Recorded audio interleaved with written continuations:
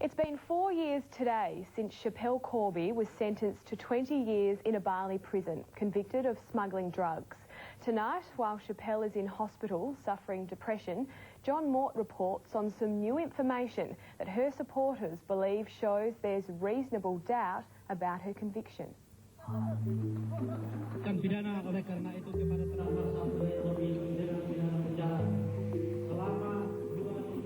I actually believe she's innocent of this crime. We really do. I do, absolutely, with a great deal of passion. A big statement, a brave statement even, because if you ask most people, Schapelle Corby is done and dusted. A convicted dope runner who made the mistake of being caught smuggling 4 kilos of grass into Bali in 2004.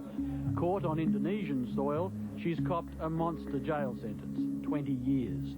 Mind you, up there, they do shoot some drug traffickers. Despite all that's happened and all that's been reported about Schapelle and her colourful family, here there are people who still believe she's been set up. In Perth, Adrian Bradford, PhD in chemistry and a professional market trader, is prepared to put his own credibility on the line, campaigning to free Schapelle. It should actually place a lot of doubt on her guilt. That's what I think anyway. Adrian believes he's uncovered information that needs to be taken seriously. His theory centres on flight arrival and departure times at Sydney Airport on the day Schapelle Corby flew out to Bali. He got the times from the government after making a Freedom of Information request. And this flight lands how many minutes after Schapelle's flight? 27 minutes after she landed. And she's come from Brisbane to Sydney on a domestic flight and then transfers to the international terminal. That's correct, yes. Schapelle Corby maintains that someone put the dope in her bag and that it was probably done while she was changing planes at Sydney Airport. Adrian Bradford says Schapelle arrived only 27 minutes before an international flight that was carrying cocaine, part of a smuggling operation involving baggage handlers. But her baggage, yes, the boogie board, yes, is not picked up by her. That goes on the conveyor belt or something like that. That is handled by baggage handlers. They take it to the international terminal, where it's then re-screened, or supposedly re-screened.